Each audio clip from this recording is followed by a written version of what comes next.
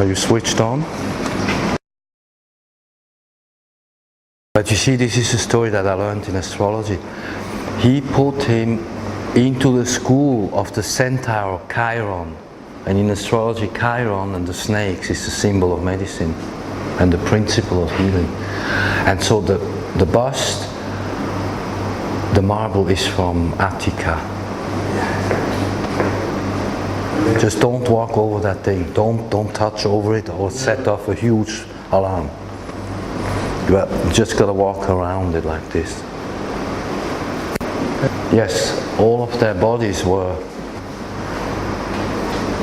calculating the size of the guy. They were considerably taller than we were. So, my understanding is that they left their place wherever they were on the islands and went into some sort of search for a new place. Because this statue itself was not built here, it was built where it came from. And then they must have shipped it in here to give it the purpose of the city. In addition, we think, well, you can feel it, there is an emanation coming out of the material. And the material itself can have energetic qualities. Just don't go over the line, it'll set down. And during the Civil War, they had to hide all these statues and artifacts.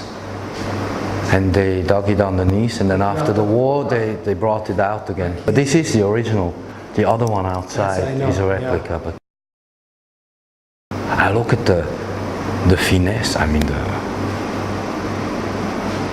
I don't think they did it by hand. I think they had instruments.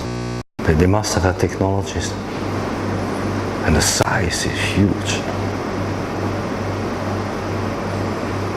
So Asklepios, from my research, was together with therapies associated also with the school of afterlife, because they knew better than we know now about what today we call the paranormal, but they had passages through the different stages of life and afterlife, which was part of the healing process. So here, over there, you can read the symbol of the snakes.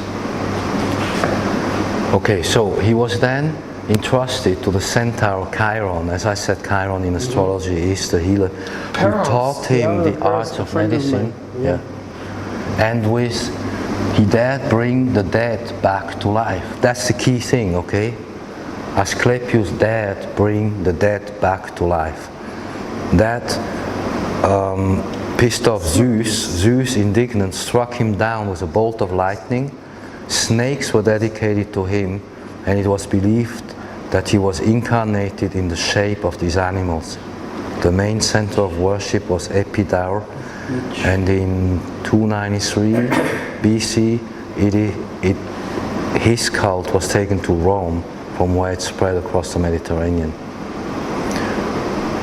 Stylistic studies are not unanimous in attributing the statue. This is where they're unsure, is it Jupiter, is it Serapis? But I know from studies Greco-Egyptian, Serapis is Apis and then Lil, which leads us back to the extraterrestrial. Asklepios was before Jesus? Yes. He may have been, I think, way before the actual classical history that we're being told. I mean, I know this was associated with the Egyptians, who in turn knew from the Pleiadians how all of this was going. That's a serpent symbol. Yes. And this must have been the staff, like the wand, that piece there. Oh, they had elaborate. So they said, oh, this is 2nd century. This must be Hermes, no? Okay, the excavations in Empuries were started 23rd of March 1908, so 110 years ago, by the Junta de Museus de Barcelona, directed by Joseph Puig and carried out by Emili Gandia. In 1909, The two parts of the statue identified with Asklepios were found in the area of the temples, along with the other sculpted marble remains, like the snake and the feet. That same year, the statue was taken to Barcelona, where it remained on display until 2007, so 100 years almost. On the occasion of the centenary of the beginning of the excavations, it has been returned to Empuries after careful restoration.